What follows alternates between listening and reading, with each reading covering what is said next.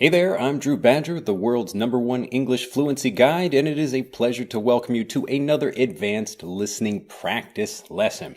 I'm in my studio again today. It's crazy loud here in Japan in the summertime because we've got a lot of construction and a lot of cicadas. Those are those little bugs, or actually fairly large bugs that are singing and making all that noise like shh. It's hard to hear anything when you're inside, so I'm happy to be in this nice quiet studio for a little bit so I can record a bunch of great lessons for you.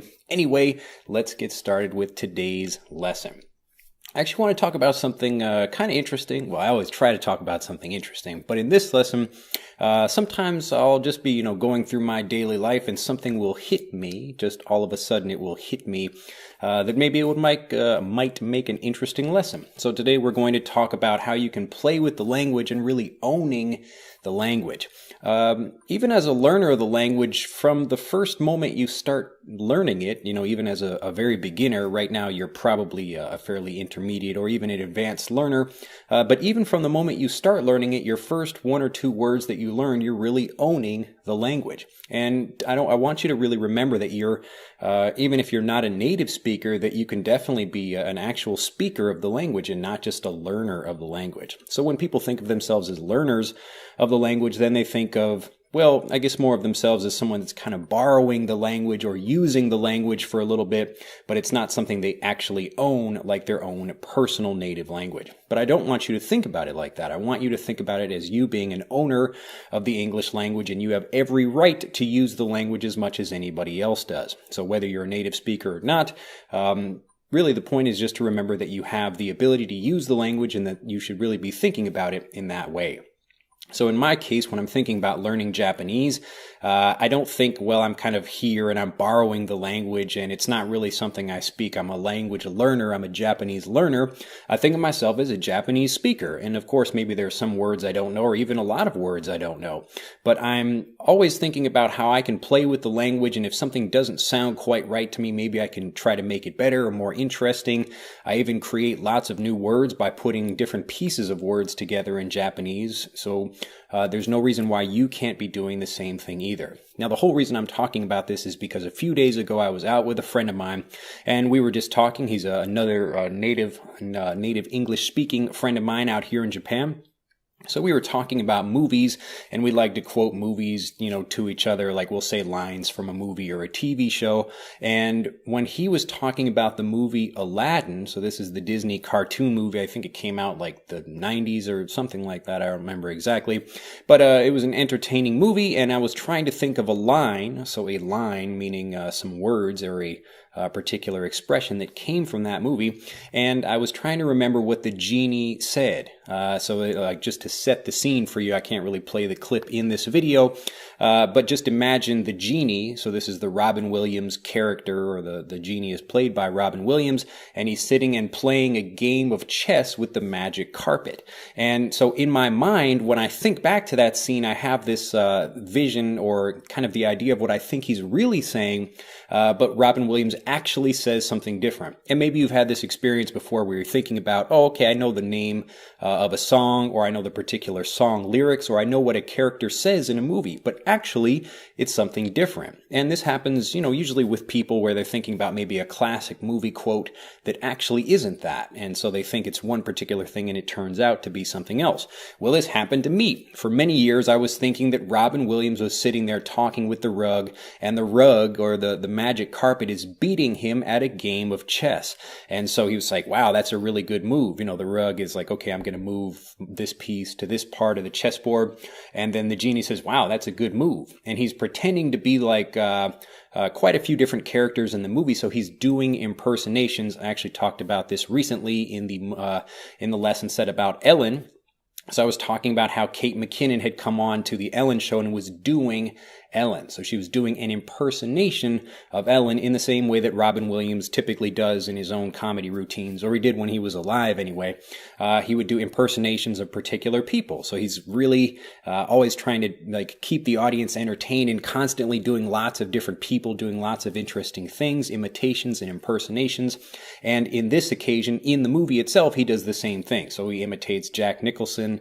He imitates like a couple of older movie stars or movie characters that most younger audiences probably wouldn't know. But anyway, this is in this case right here where we're talking about the rug speaking with the genie, he's doing an impersonation of Rodney Dangerfield. Now, Rodney Dangerfield is a comedian, and you can look for this clip online. I'll put a link to it down in the description, actually, just a quick clip about that. But it just shows Rodney Dangerfield, who is a really famous and funny comic, or at least he was, another comic that passed away, but he had a whole big kind of his thing was to talk about, man, I get no respect. So he was saying, I get no respect, and I do things like my mother used to tie a stake around my neck so the dog would play with me, kind of thing. So he would make jokes. This is called self-deprecating humor, where you're kind of saying bad things about yourself and getting other people to laugh at you because of that. Anyway, this isn't a lesson about Rodney Dangerfield, but the point is, so he's doing an impersonation of Rodney Dangerfield, and he's the genie is kind of messing with his tie, and he's like, man, I'm losing to a rug. I don't do a very good impersonation of Rodney Dangerfield, but anyway, you get the point. So the genie, what I thought he said, in all of these years I've been thinking, like I had this really clear image in my mind of what I thought he said, and what he actually says is, man, or something like that, I'm losing to a rug. I'm losing to a rug. Now, when you think about that phrase, there's nothing amazing about that. I'm losing to a rug it's the same phrase you could use for anything else. So he says, I'm losing to a rug, or you could be losing to anything. You could be losing to a vacuum cleaner. You could be losing to a baseball bat. It doesn't really matter. In this case, he's talking about a rug or a magic carpet, but there's nothing funny about that. And I was thinking like the actual funny thing to say would be, man, I'm being beaten by a rug. Now, the reason this would be funny, and I guess maybe the reason I remembered it that way, is because when you actually, like, you would take a rug outside and you would beat the rug, like physically hit the rug, so you would knock off the dust and other things like that get, falling on a rug. So you take a rug outside and beat it in order to clean it off, and then you would put it back in your house. So it would be much more funny, much more entertaining if he was actually playing Rodney Dangerfield and making a joke instead of just saying something obvious using a Rodney Dangerfield voice, which doesn't make much sense. Now, when I saw the movie at that time, as like a 13-year-old kid or whenever it came out, I don't remember actually really noticing it much. The whole scene is quite quick, and you can see it again in the link in the description. But it's just funny to think about, like, how you can see something in one way, but you can actually play with the language and try to make it better. And so the whole point of telling this story is because I'd like you to think in the same way. When you're owning the language, you get to decide, well, it's not just something coming to me. The language is something I can receive, and it's something I can manipulate as well. So I don't want you to feel nervous about thinking, well, I can't, think of my own phrases, or I can't, maybe question something that I hear that maybe sounds a little bit odd. You have every right to do that. And the more you learn about the language, the more confident you get about using the language and playing with the language in the same way. So if you hear a joke or you see something and you think, well, maybe that could be better, or maybe that's maybe not quite correct, or something like that. So even in my case, like, I'm actually incorrectly remembering the movie, but what I'm thinking of is actually funnier in a logical way than what was said in the movie. Now, obviously, people can't always, try to make everything perfect the exact first time they do it. Just like in the case of this video, I'm sure I could go back and maybe have said something funnier if I were to go back and make this video 10 different times, but you understand the idea. The language is something that it's not just a fixed thing that you can't touch and you can't move and manipulate. The more you play with the language, the more you're going to get used to it, and the more you'll get excited about using the language. So this is the same way we talk about, or I talk about in lessons, about mastering prefixes and suffixes. These are the pieces of words that come together like bi and cycle, meaning two wheels, to form a word like bicycle. So we can make bi something else or something cycle, and you can even create your own words. And this is how the whole language is created in the first place. So if you become a language creator, and that's what I'd like to encourage you to do in this video, you're going to get fluent much faster. Well, I hope this has been an entertaining video for you. It's been a lot of fun to make. I'm really surprised that I completely misremember that whole thing, but I'm actually glad I did. I guess I'm funnier than the writers at Disney, or at least for that one particular line. But again, it's just a really great kind of piece of advice for you, such that you can start thinking about how you can command the language, control the language, and feel more confident about using the language.